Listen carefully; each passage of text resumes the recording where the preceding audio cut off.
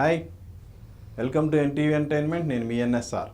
ఈరోజు మన Q&Aలో భాగంగా మనతో పాటు దర్శకుడు బొమ్మరిల్లి భాస్కర్ గారు ఉన్నారు. ఆయన డైరెక్ట్ చేసిన most eligible bachelor last week విడుదలైంది. ఈ సినిమా దసరా విజేతగా నిలిచింది.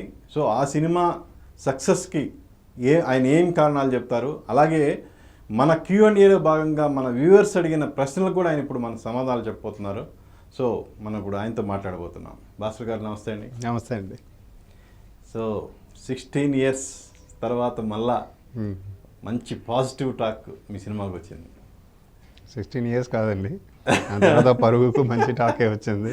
ఓకే, నేను బెంగళూరు డేస్ చేశాను, అది దానికి మంచి టాకే వచ్చింది తమిళ్లో. అంటే యాక్చువల్గా మేము చెప్పేది ఎక్కువ అంటే కొంచెం ఎందుకంటే బొమ్మరిలో సెట్ చేసిన బార్ చాలా హై బార్. అవును, అది ఏంటంటే ప్రతిసారి నాకు అది ఒక బర్డన్గా కూడా మారిపోతుంది నిజంగా చెప్పాలంటే. ఎందుకంటే ఆ కంపారిజన్ అన్నది నా లైఫ్లో అంత ఈజీగా పోదు. అది దాటి ఒకటి చేయాలి, కానీ అది దాటి చేయాలని చెప్పి ప్రతిసారి కూర్చొని కథ రాయలేం కదా. అలాంటి గోల్ పెట్టుకుని మనం కథ రాయలేం. అంటే నేను అనడానికి రీజన్ ఆడియన్స్, ఎక్కువ మంది ఆడియన్స్ ఫీల్ అయింది నేను మీ ఇష్యూ తీసుకున్నాను. అవును, అది నాకు ఒక ఐడియా ఉంది, ఎలా ఆడియన్స్ ఎలా ఫీల్ అవుతారన్నది ఐడియా ఉంది. బట్ ఒక స్టోరీ రైటర్గా మనం కూర్చుంటున్నప్పుడు దీన్ని మించాలి దాన్ని మించాలి అని చెప్పి కథ రాయడం అన్నది ఇంపాసిబుల్. అది మనకు ఆ మూమెంట్లో మనం ఏం ఆలోచిస్తున్నాం, అది ఎంత బాగా చెప్పాలన్నది ఒకటే ఉంటుంది మైండ్లో. సో ఎట్టకేలకు ఆడియన్స్ని మెప్పించారు మీరు మోస్ట్ ఎలిజిబుల్ బ్యాచిలర్తో. సో ఈ రెస్పాన్స్, ఈ సినిమాకి వచ్చిన సక్సెస్ పట్ల మీరు ఎలా ఫీల్ అవుతున్నారు? డెఫినెట్గా హ్యాపీగా ఉందండి. ఎందుకంటే లేడీస్ చాలామంది ఇందాక కూడా చూసారు, లేడీస్ అలా వచ్చి వాళ్ళు చెప్పేటప్పుడు ఒక విషయం అందులో నుంచి తీసుకుని ఒక ఎక్కడో కనెక్ట్ అవుతున్నారన్నది నాకు చాలా హ్యాపీగా ఉంది. ఫస్ట్ పాయింట్ అది. ఓకే, కలెక్షన్స్ ఎంత రేంజ్ అవన్నీ ప్రొడ్యూసర్ హ్యాపీగా ఫీల్ అవుతారు, అండ్ అది ఓకే. అఫ్కోర్స్ నాకు అది ఇదిగా ఉంటుంది. కాకపోతే మనం అనుకున్న కంటెంట్ అలా తీసుకుంటున్నారన్నది హ్యాపీగా ఉంటుంది. అంటే మీకు వచ్చిన కాల్స్లో ఎక్కువగా అంటే ఏ పాయింట్కి వాళ్ళు ఎక్కువ కనెక్ట్ అయ్యారు? అందులో ఇప్పుడు మార్నింగ్ ఒక కాల్ వచ్చిందండి, ఆస్ట్రేలియా నుంచి ఒక కపుల్ మాట్లాడారు. ఒకటే చెప్పారు, మీరు చెప్పింది కరెక్ట్ కదా, ఇదే కదా కోరుకుంటాం రిలేషన్షిప్లో, ఒక అన్యోన్యత అది కావాలని కోరుకుంటారు, కానీ తెలియకుండా పక్కపక్కనే బతుకుతూ ఉన్నాం అన్నది ఒకసారి గుర్తు చేసేటప్పుడు టక్కన మెల్ట్ అయిపోయి మాట్లాడితే ఓకే ఫైన్, అది తెలుసుకుంటే చాలు. నేను సినిమాలో మొత్తం అన్నీ చెప్పానా అన్నది తర్వాత సంగతి. ఎందుకంటే నేను కొంత చెప్తే చాలు, అందరి లైఫ్లో చాలా ఉంటాయి. ఇది చూడాలి కదా అంటే చాలు, వాళ్ళకి ఇంత దొరికేస్తుంది. ఇది జరుగుతుంది అనుకుంటున్నాను నేను. నాకు ఫస్ట్ హాఫ్ చాలా బాగా కనెక్ట్ అయ్యాను. అంటే అమ్మాయి ఇండిపెండెంట్గా తన అభిప్రాయాలు చెప్పటం, కన్ఫ్యూజన్లో ఉన్న హీరో తనను తాను మార్చుకోవటానికి మళ్ళీ తిరిగి వెళ్ళటం, ఇవన్నీ బాగా కనెక్ట్ అయ్యాము. అందరూ బయటకు వచ్చిన ఇంటర్వ్యూలో బయటకు వచ్చినప్పుడు కూడా అందరూ చాలా బాగా ఉంది సినిమా అనే ఫీల్ని అందరూ వ్యక్తం చేశారు. ఈవెన్ మా ఫ్యామిలీస్ కానీ ఎవరైనా.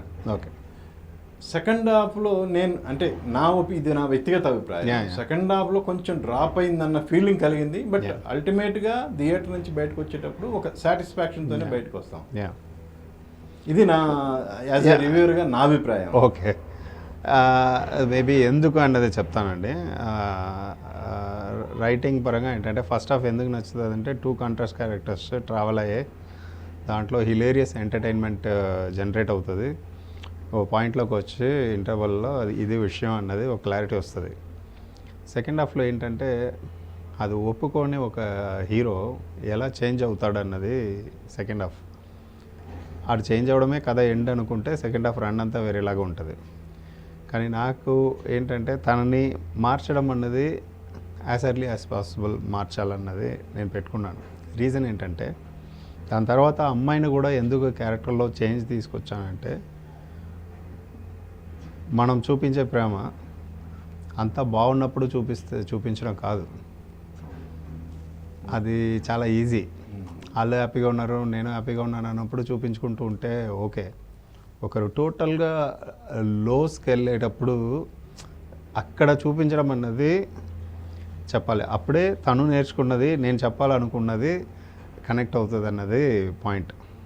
నేను సినిమా క్యాల్కులేషన్స్ మిగతాది మాత్రం ఆలోచిస్తే అక్కడ నేను ఒక మాయ చేసి ఒక 10 కామెడీ సీన్లు నేను ఫిల్అప్ చేసి ఈజీగా చేసేయచ్చు. కాకపోతే ఇప్పుడు మన ఇంట్లో ఎప్పుడు ప్రాబ్లం ఉంటుందండి. మామూలుగా ఎవ్రీడే రొటీన్ లైఫ్ జరుగుతున్నప్పుడు ఏ ఇష్యూ ఉండదు. ఓ ప్రాబ్లంలో వాళ్ళు డిప్రెస్ అయ్యి ఆర్ఎల్స్ వాళ్ళు వచ్చే అప్సెట్లో ఉన్నప్పుడు అలాంటప్పుడు ప్రేమ చూపించడం అనేది it's not easy task. So అలాంటి ఒక చేంజ్ ఓవర్లో ఉన్న ఒక అమ్మాయికి అతను చూపించాలని అనుకున్నాను అంతే. ఇదే సెకండ్ హాఫ్ చాలా బాగుందని చెప్పిన వాళ్ళు చాలామంది. అది ఒక నాకు ఎందుకు అంటే వాళ్ళకి ఆ ప్రాబ్లంలో ఉన్నప్పుడు ఒకడు వచ్చి చేస్తున్నాడు అన్న విషయం అది నచ్చుతుంది అనుకుంటున్నాను. నేను ఆలోచించాను ఈ పాస్ట్ 2-3 డేస్గా ఎందుకు సెకండ్ హాఫ్ బాగా నచ్చిందని. ఇప్పుడు ఫస్ట్ హాఫ్ ఎంటర్టైన్మెంట్ యాస్టేస్ అలా తీసుకునే లైట్ హార్టెడ్గా మనం ఏమి ఆలోచించకుండా హిలేరియస్గా ఉంది. కోర్ట్ సీన్ కానివ్వండి, ఎయిర్పోర్ట్ సీన్ కానివ్వండి, అవన్నీ హిలేరియస్గా ఉండడం వల్ల అది ఎంజాయ్ చేసి తీసుకొచ్చేస్తాం. Second half the real story enter అయ్యేటప్పుడు ఎలాంటి సిచ్యువేషన్లో ఉన్నప్పుడు అది చూపించాలంటే యాక్చువల్లీ నేను ఇంకా చెప్పాలంటే నేను చాలా లైటర్గానే ఆ అమ్మాయిని డీల్ చేశాను. ఇంకా కూడా డ్రాస్టిక్ చేంజ్ చేయొచ్చు. అది టూ డ్రై అవుతుంది. అది అంత దూరం వెళ్ళొద్దు. మళ్ళీ ఫస్ట్ హాఫ్లో ఉన్న ఎంటర్టైన్మెంట్కి మ్యాచ్ చేసేలాగా చేయాలన్నది నాకున్న బ్యాలెన్స్ చేయడంలో నాకున్న స్ట్రగుల్ అది. బట్ అది కూడా నేను లైటర్గానే చేశాను. బట్ ఇప్పుడు అర్థమై ఉంటుంది నేను ఎందుకు అలా. ఇందులో హీరో ఒక డైలాగ్ చెప్తాడు, నన్ను నేను మార్చుకొని వచ్చాను అనేది ఒక డైలాగ్ ఉంది సెకండ్ హాఫ్లో. తను అంటాడండి.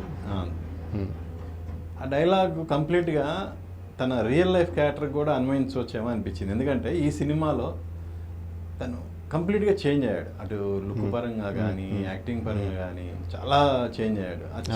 అది ఎలా అంటే మీరు స్క్రిప్ట్ ద్వారానే ముందు సజెషన్ ఇచ్చారా లేదంటే తన స్క్రిప్ట్లోనే ఉండిందండి అది. కాకపోతే ఏంటంటే ఎంతవరకు షూట్ కంటిన్యూస్గా జరిగేటప్పుడు ఆ చేంజ్ ఓవర్ తీసుకురాగలుగుతాం అన్నది డౌట్ ఉండింది.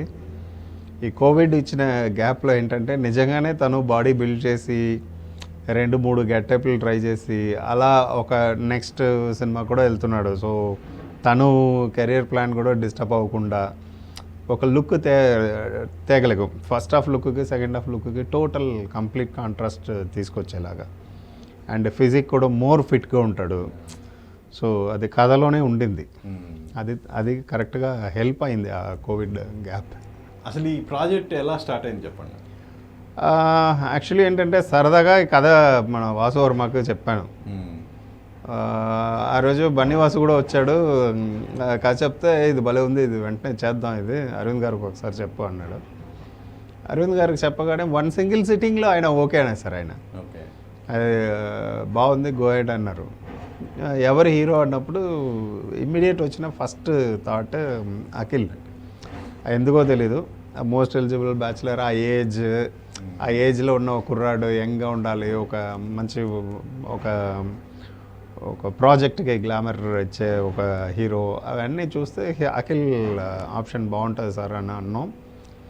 ఓకే ఇమ్మీడియట్ ఒక సిట్టింగ్ అరేంజ్ అయ్యండి అని చెప్పి ఫస్ట్ సిట్టింగ్లోనే అఖిల్ కూడా బాగా నచ్చేసింది.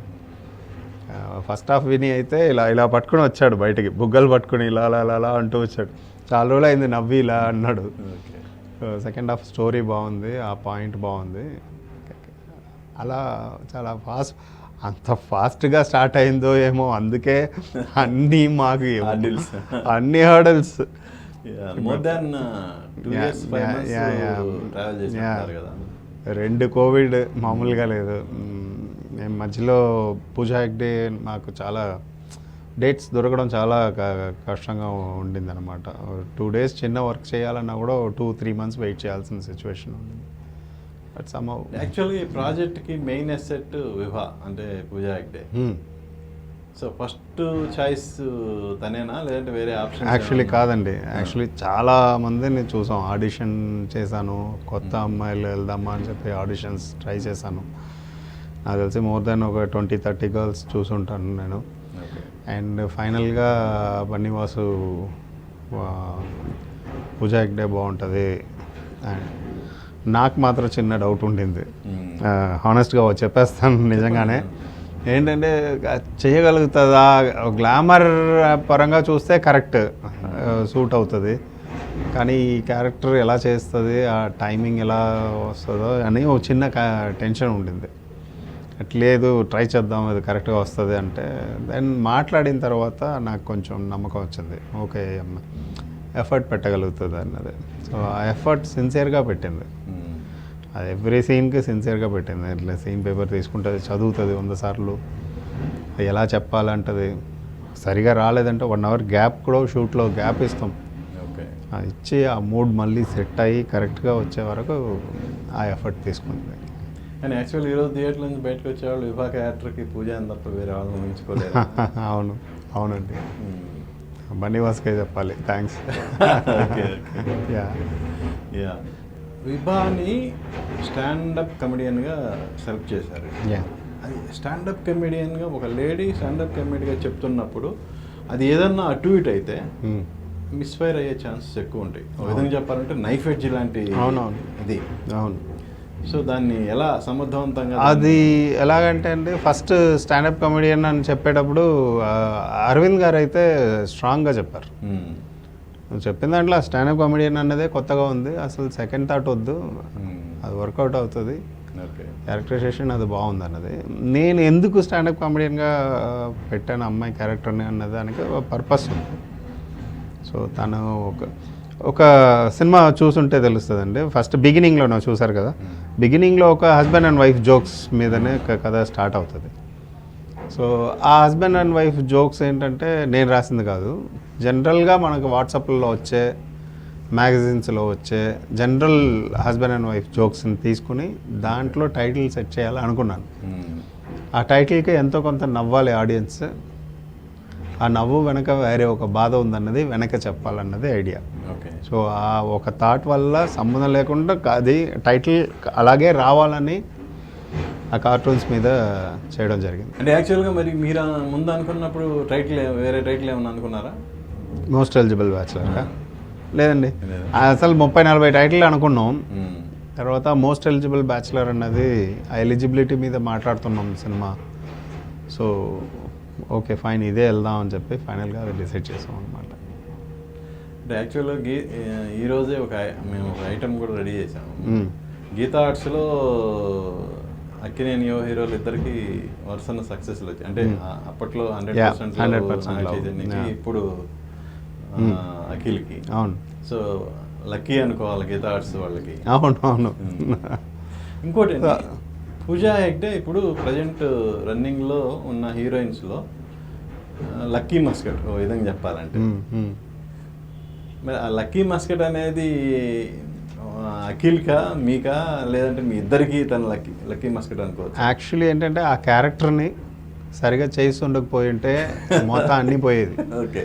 అందువల్ల ఏంటంటే ఆ క్యారెక్టర్లో ఉన్న ఒక కెపాసిటీని తను టోటల్గా తన ఎఫర్ట్ వల్ల తను క్లియర్గా తను ఎంతవరకు బెస్ట్ ఇవ్వగలుగుతుందో అది ఇచ్చేసింది తను.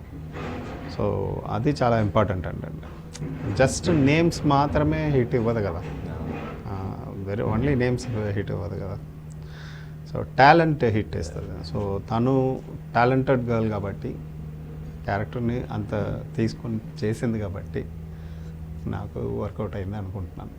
ఈ 2.5 years జర్నీలో మెమరబుల్ ఇన్సిడెంట్స్, ఆ గ్యాప్ అండి, ఆ కోవిడ్లో ఉన్న గ్యాప్స్ మామూలు లేదు కాదు. ఒక ఊపులో అలా ఫాస్ట్గా చేస్తూ ఉంటాం, సడన్గా ఒక బ్రేక్ పడుతుంది, అలా కూర్చుంటాం అనమాట.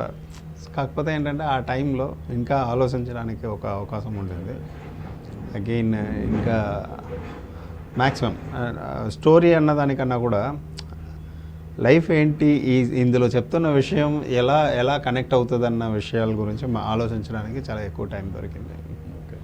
సో మెమరబుల్ ఇన్సిడెంట్ షూటింగ్లో అంటే ఇంకా చాలా ఉంటాయి చిన్న చిన్నవి. అంటే మ్యారేజ్ లైఫ్కి కావాల్సింది ఏంటనేది ఒక చిన్న లైన్ ఇది. అవును. ఆ లైన్తో ఇంత చుట్టూ అలుగు రావడం అనేది చాలా శ్రమతో కూడింది. అది థిన్ పాయింట్స్ డీల్ చేయడం చాలా స్ట్రగుల్ ఎక్కువ అండి, రైటింగ్లో స్ట్రగుల్ ఎక్కువ. ఎందుకంటే ఓ 2 ముక్కలు ఎక్స్ట్రా మాట్లాడితే అక్కడ అయిపోతుంది కదా. సో ఏది ఇప్పుడు ఏం చెప్పాలనుకోవడంలో ప్రాబ్లం లేదు, ఎలా చెప్పాలనుకోవడంలో కూడా ఒక ప్రాబ్లం లేదు. ఏది ఎక్కడ ఎంత చెప్పాలన్న దాంట్లోనే స్ట్రగుల్. ఎందుకంటే ఒక సీన్లో ఒక 4 డైలాగ్ మనకేంటంటే లోపల ఇది చెప్పాలి, అది చెప్పాలి, ఇది చెప్పాలని ఎప్పుడు ఉంటుంది. అదేంటంటే రాసేటప్పుడు మనకు తెలియకుండా వచ్చేస్తుంది, 2-3 పదాలు వచ్చేస్తాయి ముందు. అప్పుడు ఏంటంటే వెరీ కాన్షియస్గా ఇది ఓకేనా, ఇది ఎక్కడ ఉండాలి, ఇది వెనక ఉండాలి కదా, ఇది మిడ్లో ఉండాలి కదా అన్న ఆ క్రియేటివ్ డెసిషన్ తీసుకోవడం అన్నది స్ట్రగుల్ పాయింట్ అండి. అండ్ థిన్ లైన్స్ ఏంటంటే రేజర్ ఎడ్జ్ అది, ఎందుకంటే టక్కన అయిపోద్ది కదా. సో అందుకని ప్రొలాంగ్ చేయాలనే మనం ఏదో మనకు మనం లాగినట్టు కూడా ఉండకూడదు, డ్రామా ఎవాల్వ్ అవ్వాలి. ఈ పర్టికులర్ సబ్జెక్ట్ కండి గీతా ఆర్ట్స్ బ్యానర్ ప్రొడ్యూసర్స్ కావటం ఎంతవరకు హెల్ప్ అయింది? డెఫినెట్గా హెల్ప్ అయింది. ఎందుకంటే ఒక విషయం ఏం చెప్పాలనుకుంటున్నాం అన్నది ఏదైతే ఫిక్స్ అవుతారో అది లాస్ట్ వరకు దాని మీద పట్టుకుంటారు. మేబీ 1-2 అలా మిస్ అయ్యిందన్నా కూడా మళ్ళీ గుర్తు చేస్తారు. అరవింద్ గారు గుర్తు చేస్తారు, బన్నీవాసు గుర్తు చేస్తాడు, వాసువర్మ ఎలాగో నాతోనే ఉన్నాడు కాబట్టి ప్రాబ్లం లేదు. సో ఏంటంటే అది ఎగ్జాక్ట్ పాయింట్, ఒక మనకు ఉంటుంది చూసారా, టార్గెట్ ఎక్కడ కొట్టాలో అక్కడ, ఆ టార్గెట్ అది కదలకూడదు, అలా క్లియర్గా ఇవ్వడానికి అవుతుంది. డెఫినెట్గా హెల్ప్ అవుతుంది, అన్డౌటెడ్లీ. యాక్చువల్గా పాండమిక్ సెకండ్ వేవ్ వచ్చిన తర్వాత చాలామంది ఓటీటీలకు వెళ్ళారు. అవును, ఈ సినిమాకి కూడా మంచి ఆఫర్లే వచ్చినాయి, అయినా కూడా మేము థియేటర్లో రిలీజ్ చేస్తామని అన్నారు. 2-3 డేట్లు అనౌన్స్ చేశారు, అవి పోస్ట్ పోన్ అవుతా వచ్చినాయి కదా. కరెక్ట్. ఆ పోస్ట్ పోన్ అయ్యే క్రమంలో మీ మనసులో ఎలా అంటే ఆలోచన అంటే ఏంటంటే ఒక డేట్ ఫిక్స్ అవ్వగానే ఏంటంటే అండి ఫుల్ ఎనర్జీ పెట్టి వర్క్ చేస్తూ ఉంటాం. ఇది డేట్, మన డెడ్ లైన్ అది అని అలా టక్కున అది పోయగానే అలా ఒక కొన్ని రోజులు కదా అసలు బుర్ర పనిచేయదు. బట్ ఈ 8th పోస్ట్పోన్ చేయడం మాత్రం అది పెద్ద మ్యాటర్ కాదు, ఎందుకంటే అది బెటర్ డేట్ 15th అన్నది అక్కడ నాకేం ఇష్యూ లేదు. అంతకు ముందు దాంట్లోనే నాకు ఆ ఫీలింగ్ వచ్చింది, ఫుల్ ఫినిష్ చేయాలన్న ఒక కసితో అలా వెళ్తున్నప్పుడు సడన్గా మొత్తం గేట్ వేస్తే ఎలా ఉంటుంది. అదే అలాగే ప్రేమ కాదు రొమాన్స్ అవును అని చెప్పడం కూడా ధైర్యం కావాలి. అదే ప్రేమ కన్నా ఇంకోటి ఉంది, గొప్పది ఉందని చెప్పాలన్నది. ఆ క్వశ్చన్కి ఫస్ట్ డిస్కషన్లో మా వాళ్ళు ప్రేమ కన్నా గొప్పది ఏముంటుంది అని ఒక డిస్కషన్ జరుగుతూ ఉండేది. నేను అన్నాను ప్రేమ కన్నా ప్రేమ సరిపోతుంది అనుకుంటే, ప్రేమే గొప్పది అనుకుంటే మాత్రం ఎంతమందిని చూస్తున్నాం, అక్కడ సరిపోవట్లేదు, అక్కడ సర్దుకుపోవడం మాత్రమే జరుగుతుంది. అయితే సర్దుకుపోకూడదు, సర్దుకుపోకుండా నెక్స్ట్ లెవెల్ వెళ్ళాలంటే అది చూపించడంలో ఉన్న ఇష్యూ మాత్రమే. ఇంకా చెప్పాలంటే అండి రొమాన్స్ ఎందుకు రొమాంటిక్ ఫిల్మ్గా కూడా డీల్ చేయాలని కూడా లేదు నాకు. రొమాంటిక్ సీన్స్ మాత్రం అది కూడా ఈజీ రాసేయడం, కానీ ఆ కాన్సెప్ట్ అర్థం చేసుకోవాలన్న దానికోసమే నేను అది ఆ డిస్కషన్ లెవెల్లోనే ఉంటుంది ఆ సీన్. వర్డ్ కన్నా యాక్షన్ ఇంపార్టెంట్ అన్నది అనిపిస్తుందండి. నేను చెప్పడం కన్నా చేసి చూపించడం అన్నది బెటర్ థింగ్. అలా లవ్ ఏంటంటే ఐ లవ్ యూని చెప్పేయగలుగుతాం, రొమాన్స్ అలా చేయలేము. ఐ రొమాన్స్ యూని చెప్తామా ఏంటి, అది చండాలంగా ఉంటుంది వినడానికి. అది చేయడం, అది చెయ్యాలి. యాక్షన్లో వచ్చేటప్పుడు నమ్ముతూ ఉండే, చెప్పేటప్పుడు ఏంటంటే మీరు ఫీల్ అవ్వకుండా కూడా చెప్పేయచ్చు, అబద్ధం చెప్పేయచ్చు, ఆ అబద్ధం నమ్మడం బాగుందని వాళ్ళు నమ్మేయచ్చు. కాకపోతే ఏంటంటే చేసేటప్పుడు ఏంటంటే యాక్షన్లో వచ్చే, నా ఫాదర్ నాకు ఒకటే ఉంటుంది, ఆయన ఎప్పుడు నేను ఊరు వెళ్ళినా, ఇప్పుడు ఆయన లేరు బట్ ఎప్పుడు ఊరు వెళ్ళినా ఆయన ఏంటంటే ఎలా ఉన్నారా, అంత బాగుందా, ఏ వర్డ్స్ ఉండవండి. అందరూ నాతో మాట్లాడినా ఆయన చెయ్యి మాత్రం అలా ఉంటుంది, అందులో కమ్యూనికేట్ అయిపోద్ది. అదే యాక్షన్, అది అలా ఉండాలన్నది. అది నిజంగా అందరూ కోరుకుంటున్నది కూడా ఆ యాక్షన్లో చూపించాలన్నదే. ఆ యాక్షన్లో చూపించడం లేకపోవడం వల్లే ఆఫ్టర్ ఆల్ చాలా స్ట్రగుల్ అవుతున్నాయి అన్నది నా ఫీలింగ్. అంటే ఈ పర్టికులర్ సబ్జెక్ట్కి ఏదైనా ఇన్స్పిరేషన్ ఏమైనా ఉందా? ఆఫ్ కోర్స్ ఇన్స్పిరేషన్ ఏంటంటే ఒక థాట్, ఈ మొగుడు పిల్లల జోక్స్ వెనక నవ్వుతాం ఫార్వర్డ్ చేస్తాం. ఫ్రెండ్స్ నలుగురు కలిస్తే ఇది ఒక జోక్, మేము జోకులు చెప్పుకుంటూ తెగ నవ్వుకునేవాళ్ళు. కానీ ఆ నవ్వు వెనక ఒక బాధ ఉంది, ఒక సర్దుకుపోయే ఒక బాధ ఉందన్న, ఆ జోక్ వెనక ఇది ఒకటి ఉందన్న ఫస్ట్ థాటే నాకు కొంచెం ఒక చిన్న ఇంట్రెస్టింగ్, ఐడెంటిటీ చేసుకునే ఇది, అది ఒక చిన్న ఇంట్రెస్టింగ్ అనిపించింది. అండ్ దెన్ దీంట్లో నుంచి వెనక అన్నీ ఒక్కొక్కటి తీసుకురావడం జరిగింది. ఇవాళ సొసైటీలో చూస్తే 80-90% సర్దుకుపోయే జంటలే ఉంటాయి ఎవరన్నా కానీ. 90 కాదండి, 80 కూడా కాదు, 99.9% నాకు తెలిసి. నేను ఇప్పటివరకు చూడలేదు అంత ఒక అన్యోన్యమైన కపుల్స్, నేను చూడలేదు, ఇంక్లూడింగ్ మీ, నేను చూడలేదు. ఇప్పుడు ఇంత పర్సంటేజ్ సర్దుకుపోయే జంటలు ఉన్నప్పుడు సర్దుకుపోయి బతకడం కరెక్ట్ కాదు అనే ఒక లైన్ తీసుకోవటం ధైర్యమే కదా. ధైర్యమే, కాకపోతే ఆ ధైర్యం నాకు చాలా ఎక్కువ ఉంది. నాకేంటంటే ఈ పాపులర్ థాట్స్ నిజంగా అది బాగుందంటే సర్దుకుపోవడం వల్ల ఇద్దరు కలిసి ఉంటారు, పక్కన ఉంటాం, అది ఓకే. కానీ దానివల్ల ఎలాంటి లైఫ్ మనకు దొరుకుతుందన్నది నేను అడుగుతున్న క్వశ్చన్. అది నిజంగానే హ్యాపీగా ఉంటున్నాం అలా సర్దుకుపోయే ప్రతి ఒక్కరిని అడగండి, ఎవరినైనా అడగండి, అంత ఇదిగా ఉండదండి. అలాంటప్పుడు దీన్ని ఎందుకు క్వశ్చన్ చేయకూడదన్న ఒక న్యాచురల్ కోపం అది. ఏదైనా అంటే వచ్చి పెద్దవాళ్ళు కూడా ఏంటంటే వచ్చి సర్దుకుపో అంటారు.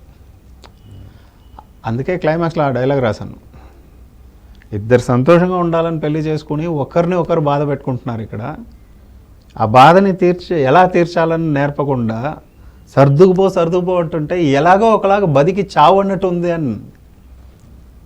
దాని అర్థం అదే, నీకు సెట్ అవ్వలేదా, కష్టంగా ఉందా, అడ్జస్ట్ చేసుకుని పో. ఏంటి అడ్జస్ట్ చేసుకుని పోయేది? అది ఎలా తీర్చాలో చెప్పు ఫస్ట్, అది కదా నేర్పాలి. ఎందుకంటే తల్లిదండ్రులు అయినా కూడా వాళ్ళకి తెలియదు ఎలా నేర్పాలి, ఎందుకంటే వాళ్ళకి తెలియదు, వాళ్ళ పేరెంట్స్ నేర్పలేదు. ఇలా ఒక గొర్రెల మంద అలా వెళ్తూ ఉంది, అందులో సొసైటీ వెళ్తూ ఉంది అన్నది ఒక పాయింట్. నాకు అది క్వశ్చన్ చేయాలన్నది. దాని తర్వాత ఏమవుతుంది సార్, నన్ను ఇందాక కూడా అడిగారు బొమ్మరిల గురించి, ఆ బార్ సెట్ చేయడం, కంపారిజన్ అన్నది. సార్ నాకు అలాంటి భయాలు లేవు. ఏమవుతుంది మహా అయితే, దానికన్నా తక్కువ ఒక సినిమా తీసానన్న పేరు వస్తుంది, దానికన్నా నాకు పెద్ద ఇదేం ఫరక్ పడదు. నాకు ఒకటే పాయింట్ ఏంటంటే, చెప్పాలనుకున్నాం కదా, ఇదైతే నిజం, కనెక్ట్ అవుతారన్నది మాత్రమే నేను నమ్మాను, అది కనెక్ట్ అవుతున్నాను. అంటే మీరు సర్దుకుపోయి అందరు sir, I'm not exceptional, I'm also అదే గొర్రెల మందలో ఉన్నవాడినే. కాకపోతే నాకు ఒక చిన్న తేడా ఏంటంటే, అలా ఉండడం నాకు నచ్చదు. ఓకే, మరి మీరు చెప్పారా? నేను చెప్తాను, మా ఇంట్లో కూడా చెప్తాను, నేను అలా కాదు, దీనికి ఒక సొల్యూషన్ ఫైండ్ అవుట్ చేయాలా అంటాను నేను. అది కాకుండా దారి అన్నది మనకు ముందు ఉన్న గొర్రె అన్నది మాత్రమే ఉండకూడదు. మనకు బెటర్ దారి ఇంకోటి ఉంది, మనం ఆలోచించగలుగుతాం అన్నప్పుడు ఆలోచించాలి. దాంట్లో ఏముంది, నేను నేర్చుకున్నది మా ఇంట్లో చెప్తాను, నా చుట్టూ ఉన్న వాళ్ళకి చెప్తాను. సినిమా అన్న ఒక మీడియం ఉంది కాబట్టి అట్లీస్ట్ ఒక సొసైటీకి చెప్పగలుగుతున్నాను. నా వైఫ్ తీసుకుంటారు, నా చుట్టూ ఉన్న వాళ్ళు తీసుకుంటారు, సొసైటీ తీసుకుంటుంది. కాకపోతే ఇక్కడ ఒక చిన్న నాకున్న గ్లిచ్ ఏంటంటే, ఇది త్రూ మీడియం ఒక ప్రొడక్షన్ వాల్యూస్తో కలిపి చెప్పడం వల్ల అక్కడ ఒక బడ్జెట్ ఉంటుంది, అవన్నిటికి కూడా రెస్పాన్సిబుల్ కాబట్టి అవన్నీ అడిషనల్ బర్డన్. ఈ కంటెంట్ చెప్పడానికి నేను భయపడను, కానీ అది through some amount of money చెప్పాలన్నప్పుడు అది నాకు బర్డన్, అది బర్డన్ నాకు. ఇంకోటి, ఈ సినిమాకి మ్యూజిక్ గోపీచందర్ ఆయన అద్భుతమైన పాటలు ఇచ్చాడు. నాకు ఇందులో 2 పాటలు చాలా బాగా నచ్చినాయి, గుచ్చే గులాబీ అండ్ లహరాయి. కానీ 2 ఫస్ట్ హాఫ్లోనే వచ్చినాయి. సెకండ్ హాఫ్లో అంటే సిచ్యుయేషనల్ సాంగ్స్ ఉన్నాయి, అంటే కంపారిజన్ వచ్చినప్పుడు ఫస్ట్ హాఫ్లో మంచి పాటలు పడ్డాయి, సెకండ్ హాఫ్లో ఆ రేంజ్ పాటలు లేవు అన్న ఒక ఫీలింగ్ అనేది ఉంటుంది. అది ఎవరన్నా మీ దగ్గర ఎక్స్ప్రెస్ చేశారా? చాలామంది చెప్పారు. కాకపోతే ఏంటంటే అండి, ప్రతి సాంగ్ హిట్ అవ్వాలనే కంపోజింగ్ అంతా జరుగుతుంది. అలా అయితే నాకు శాస్త్రి గారు రాసిన సాంగే ఇష్టం. అంటే నాట్ ఓన్లీ మీనింగ్ అండి, అది ట్యూన్ వైజ్ కూడా నాకు అది నాకు బాగా నచ్చింది. ఆకాశం అంతా కూడా నాకు ఇంకా నచ్చింది. అది ఒక చాలా ఒక సోల్ టచింగ్ ఒక సాంగ్ లాగా ఉంటుంది అది, ఆకాశం అంతా ఆనందం.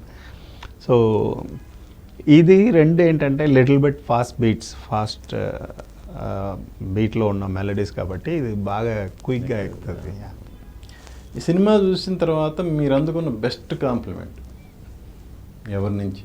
నా డాక్టర్ చెప్పిందండి, oh it's a good film, I like it అంది. చిన్నపిల్ల, ఏజ్ 12 years అండి. 12 years. అండ్ నాకు సినిమా కన్నా ముందు, రిలీజ్కి ముందు శాస్త్రి గారు చెప్పిన మాట నాకు చాలా ఇష్టం. చాలా ఇంటర్వ్యూస్లో చెప్పాను. ఓకే. ఆయన చెప్పారు, ఇందాక మీరు అన్నట్టే ఏంటి ధైర్యం, సొసైటీ ఇలా కదా ఉంది, సొసైటీకి ఎదురెళ్ళి ఒక విషయం చెప్తావంటే ఏంటి ధైర్యం అంటే, సొసైటీకి ఎదురెళ్ళి చెప్తున్నావయ్యా, కానీ నువ్వు చెప్తున్న విషయంలో ఒక ప్రేమ ఉంది అని ఆయన చెప్పారు. ఎక్కడో ఒక నీ ఇంటెన్షన్ బాగుండాలన్న ఒక థాట్ ఉంది, అది నాకు ఇష్టం అని ఆయన అన్నారు. నేను ఆయనకు అప్పుడే అన్నాను, సార్ ఇంకా రిలీజ్ అవ్వలేదు సార్, కానీ ఇంతకన్నా బెస్ట్ కాంప్లిమెంట్ దొరకదు సార్, చాలు సార్ నాకు అన్నాను. నాగార్జున గారు చూసారా, ఏమన్నారు? నాగార్జున గారు బాగా నచ్చింది, ఆయన బాగా నచ్చింది. సో టీం అందరికీ బాగా ఎంటర్టైన్మెంట్, ఆ కంటెంట్ అంతా బాగా నచ్చింది.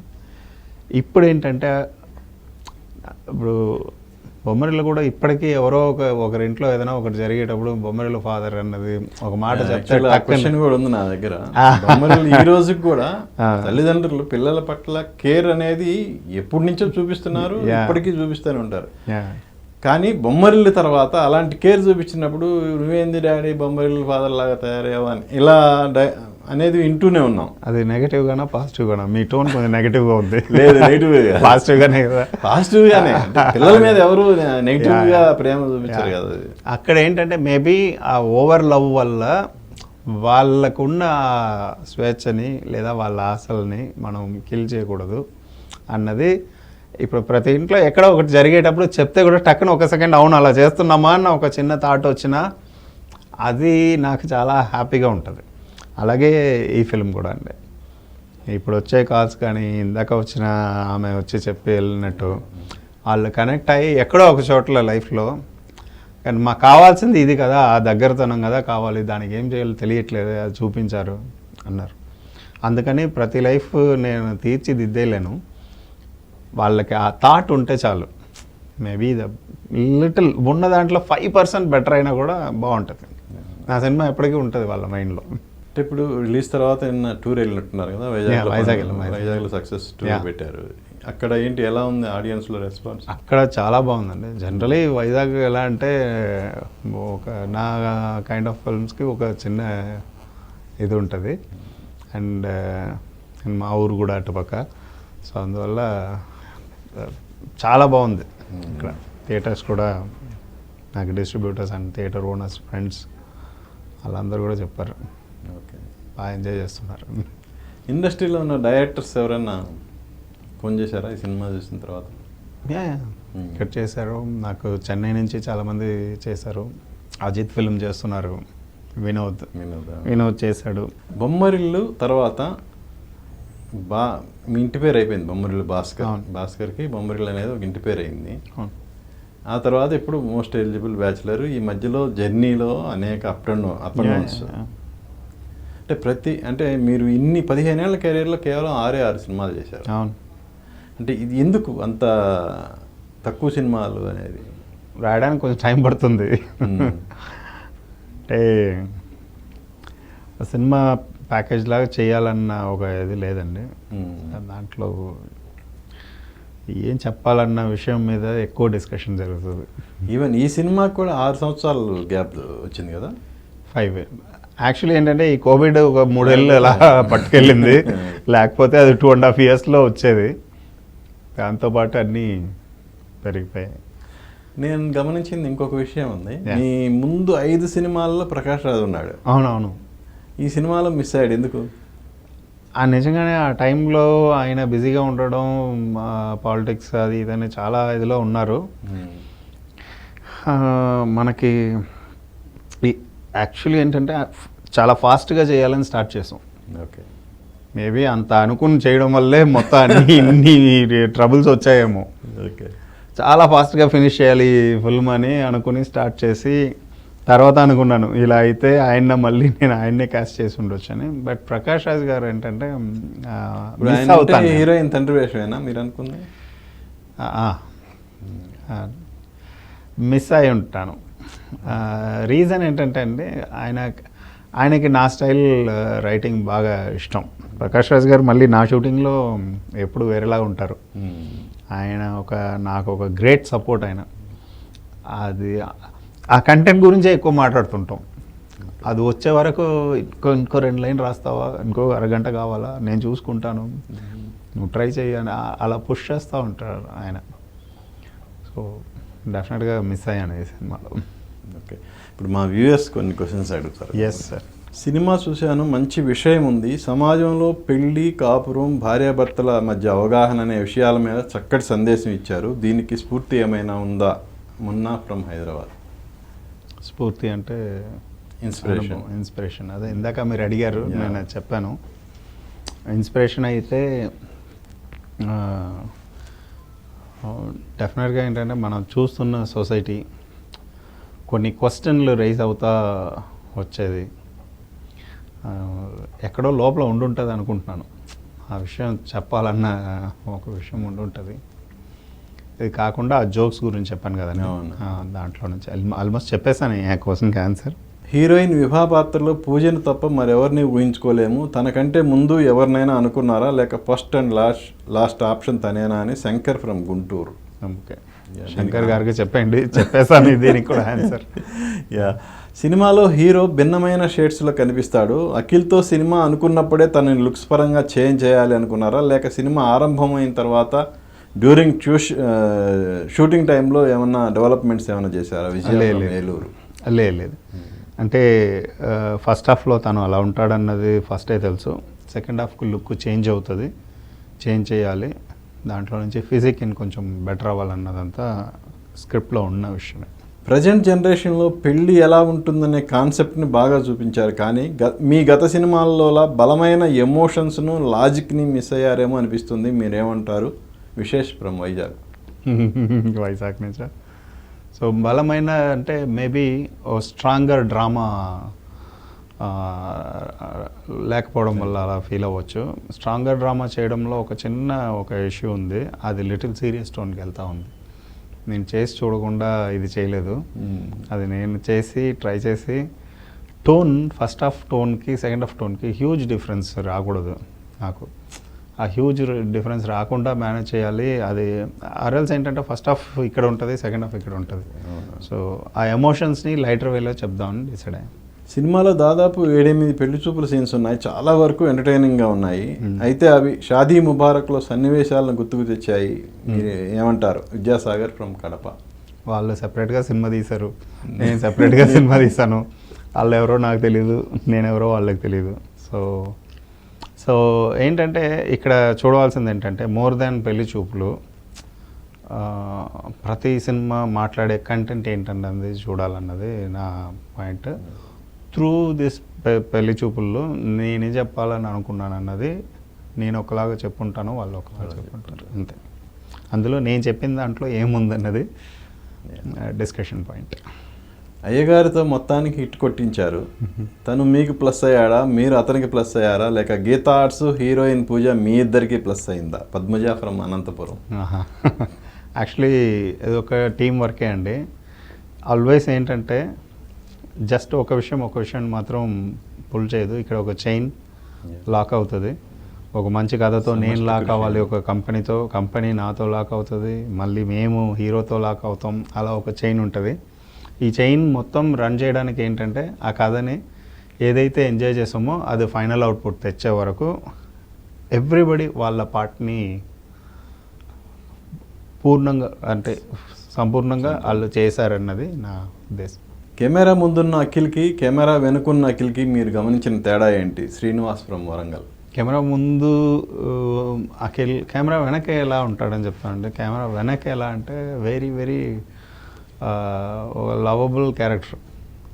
సరదాగా ఉంటాడు, కూర్చుంటాడు, వెరీ ఇన్నోసెంట్, మనసులో ఏముందో అది అలాగే మాట్లాడేయగలుగుతాడు. అండ్ లోపల ఒకటి బయట ఒకటి ఉండదు. అండ్ హానెస్ట్ పీపుల్ నచ్చుతారు దానికి. సో అలా ఉంటాడు.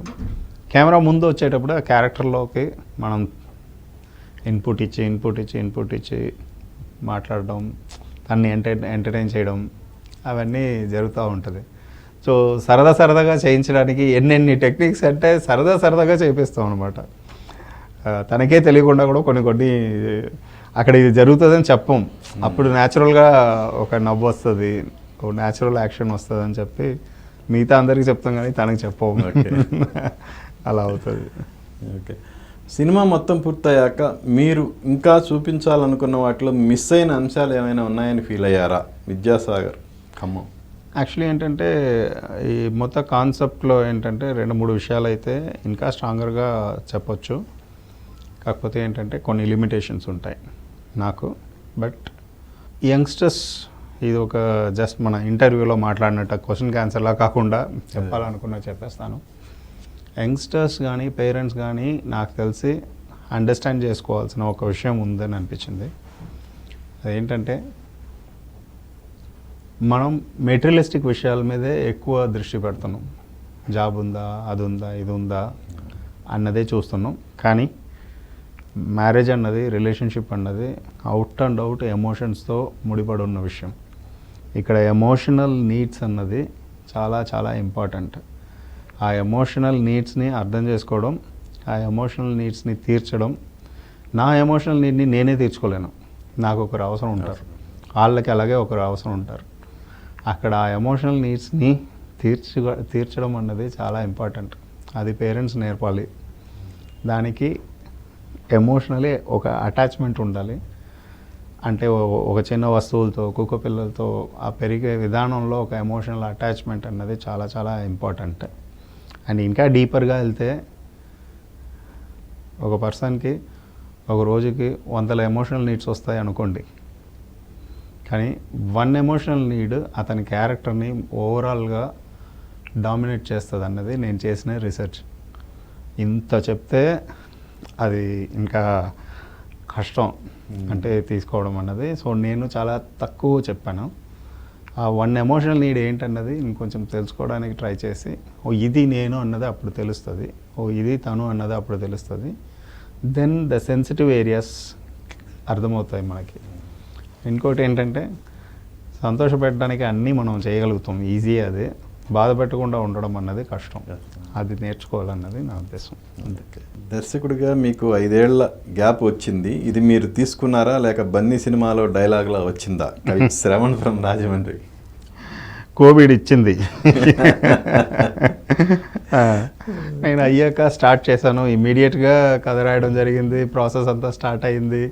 హీరోయిన్ కోసం వెతుకుతున్నాం. ఇవన్నీ జరిగి ఒక ఊపులో స్టార్ట్ చేస్తే దాని తర్వాత అలా అయింది. It's okay, part of the life. 15 ఏళ్ళు 6 సినిమాలు స్లో గోయింగ్ కదా. ఇకపైనైనా మీ పరుగులో వేగం పెంచుతారా? సుబ్రహ్మణ్యం ఫ్రమ్ తిరుపతి. ఈ క్వశ్చన్కి ఆన్సర్ చెప్పలేకపోతున్నాను, అందుకన్నా నేను పరిగెడతాను. నేను ఇమ్మీడియట్గా నేను చెప్పాను ఆల్రెడీ నా టీంకి, రేపటి నుంచి డిస్కషన్ ఉంది, వచ్చాను రాని. అంటే యాక్చువల్గా మీరు చెప్పిన పాయింట్లన్నీ ఓకే అని ఇప్పుడున్న సొసైటీలో ప్రాక్టికల్ థింకింగ్ అనేది ఎక్కువగా ఉంది. సో ఈ ప్రాక్టికల్ థింకింగ్కి అనుగుణంగా వెళ్తున్న టైంలో లవ్ కంటే రొమాన్స్కి ఎక్కువ ఇంపార్టెన్స్ ఇవ్వాలి అని మీరు చెప్పారు. అది ఎంతవరకు సాధ్యం? సార్ ప్రాక్టికల్ థింకింగ్ అన్నారు కదా, నేను ఒక క్వశ్చన్ అడుగుతాను మిమ్మల్ని. ప్రాక్టికల్ థింకింగ్ అంటే ఏంటి? అంటే ఈ మెకానికల్ లైఫ్ అయిపోయింది యాక్చువల్గా సొసైటీలో. మోస్ట్ ఆఫ్ ది పీపుల్ది మెకానికల్ లైఫ్. ప్రాక్టికల్ థింకింగ్ అన్నది నాకు తెలిసింది, నేను ఒకటి చెప్తాను. అంటే ఇది చేయలేము, దీనికి ఆన్సర్ లేదేమో, దీనికన్నా ఇలా ముందుకు వెళ్ళిపోదాం. ప్రాక్టికల్గా ఏంటంటే ప్రాక్టికల్గా ఉన్నది ఏంటి, ఇక్కడ ఒక చెత్త ఉంది అనుకుందాం, ఇది చెత్త యాక్సెప్ట్ చేసుకుని పోదాం అంటారు. ఆ చెత్తని క్లీన్ చేయాలన్న థాట్ రాదు. ప్రాక్టికల్ థింకింగ్ అదే. సో దాన్ని దాటుకొని వెళ్దాం అనుకుంటారు. దాటుకొని వెళ్దాం, లేదా తొక్కేసి వెళ్ళినా పర్లేదు, లేదా దాంతోనే ఉన్నా పర్లేదు, క్లీన్ చేద్దాం అంతే. ఆ క్లీన్ చేయడం అంటే కొంచెం చేయాలి, తప్పదు. అందులో లవ్ కన్నా రొమాన్స్ ఎందుకు అన్నది ఏంటంటే చెప్పడంతో సరిపోదు అన్నది రిలేషన్షిప్కి సరిపోదు అంటున్నాను. ఆ చెప్పడంలో ఏముంటుందంటే అందులో ఊహించుకోవడం ఎక్కువ. అందులో గాడ్ ఫాదర్ క్యారెక్టర్ రింగ్ తెచ్చి ఇలా పెట్టేసి వెళ్తాడు. అతను ఏమనుకుంటున్నాడు, అతను ఊహించుకుంటాడు, నా పిల్లానికి 50 లక్షలు పెట్టి రింగ్ కొనిస్తాను, జాబ్ డన్ అని అనుకుంటున్నాడు. నేను ఎక్కువ ప్రేమిస్తున్నానని తనకు తను ఫీల్ అయిపోతున్నాడు.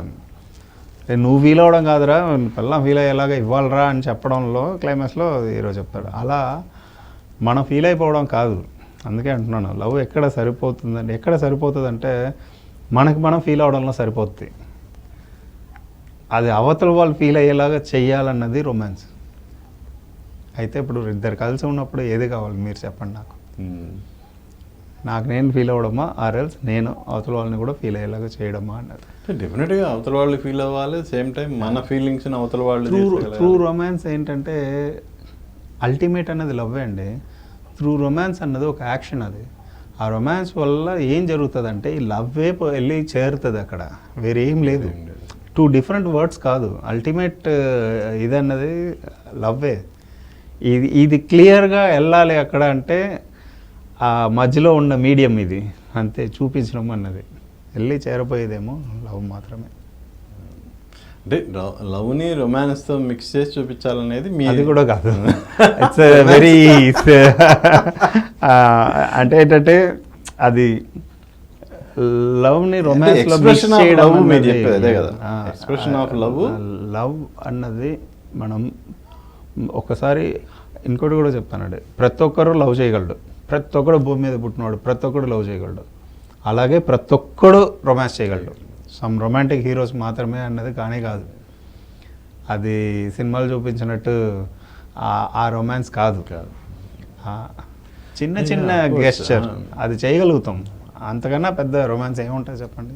నేను నెక్స్ట్ ఏంటి, నెక్స్ట్ ఒక మంచి కథ, చాలా రోజులుగా చేయాలన్న ఒక ఉత్సాహం ఉన్న ఒక కథ చేయాలి. అంటే ఏ జనర్? జానర్ అంటే ఇప్పటివరకు లవ్ ఎక్కువగా మిక్స్ అయిన అందులో లవ్ స్టోరీ కాదండి. అది లవ్ స్టోరీ కాదు, అదొక వేరే ఒక బ్యాక్డ్రాప్. చెప్తాను డీటెయిల్స్, ఇప్పుడు కొంచెం చెప్పలేను. ఓకే, నెక్స్ట్ అది షార్ట్లీ బట్ మంచి ఫన్ అండ్ కొత్త కథ. అంటే చాలా ఏళ్ళగా నాకు ఒక కథ చేయాలన్న అనుకుంటున్న ఒక కథ అది చేయాలి. రియల్ ఇన్సిడెంట్స్ బేసా లేదంటే ఏమన్నా? రియల్ ఇన్సిడెంట్స్ కాదు, కాకపోతే ఎక్స్పీరియన్సెస్ అయితే ఉన్నాయి అందులో. Good, thank you.